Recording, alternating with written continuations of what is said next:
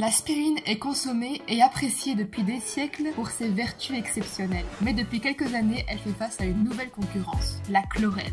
Serait-elle capable de faire de l'ombre à notre précieuse spirale? Dans cette vidéo, préparez-vous à une surprise car nous parlerons d'une troisième concurrente. Saurez-vous deviner de laquelle je parle?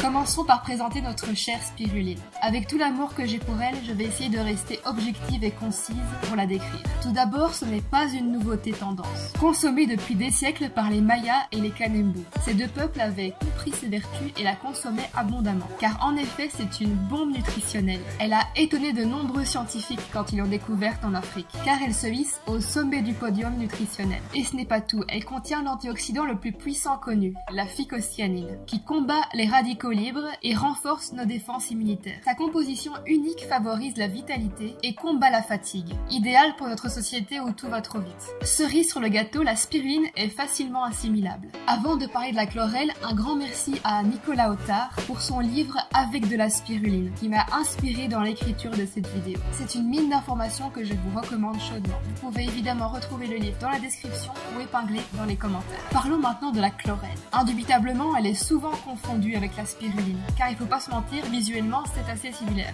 Et toutes les deux sont des micro-organismes aquatiques considérés comme des super aliments. Mais néanmoins, elles sont fondamentalement différentes. Dans l'arbre représentant les êtres vivants et leurs familles, la spiruline est considérée comme étant l'ancêtre de la chlorelle, car celle-ci est arrivée 500 millions d'années plus tard. Et ce n'est pas une cyanobactérie. Dans chacune de ces cellules, il y a de la cellulose, ce qui la rapproche plus des plantes. Alors que la spiruline est l'ancêtre commun des animaux, des plantes et des bactéries. Disons que la chlorelle est une étape évolutive de la spiruline, mais en direction du règne végétal.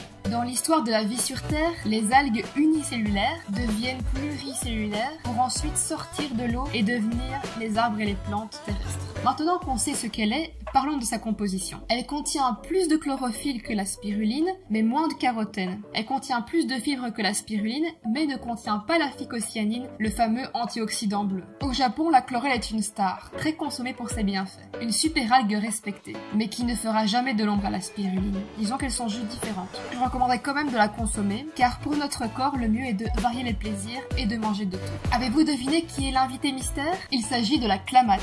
Dites-moi en commentaire si vous aviez deviné et si vous avez eu la chance de goûter. Partagez votre expérience à la communauté parce que moi-même je n'y ai jamais goûté. C'est une cyanobactérie, donc de la famille de la spiruline. Mais elle a une particularité. Elle ne pousse que dans un seul lac, le lac Klamath tout simplement, qui se situe en Oregon, aux États-Unis. Ce grand lac de 52 km de long présente un écosystème unique. Il se situe à la jonction de 3 plaques tectoniques. Il serait vieux de plusieurs millions d'années et il aurait accumulé des débris organiques, formant une couche de sédiments riches en minéraux de 10 mètres d'épaisseur. Ces conditions sont la raison du développement de la clamato. Elle n'est récoltée que depuis une vingtaine d'années. Tout comme la spiruline, elle serait pleine de bienfaits et non toxique. Elle est cultivée directement dans ce lac gigantesque. Et par sa grande taille, c'est un environnement difficile à contrôler, contrairement au bassin de culture de la spiruline. Il est donc possible qu'il y ait le développement d'autres cyanobactéries qui, elles, peuvent être toxiques. Bien sûr, ce n'est pas systématique, mais à mon sens, c'est un paramètre à prendre en compte. À vous maintenant de vous forger votre propre opinion sur ce nouvel arrivant dans le monde des super aliments.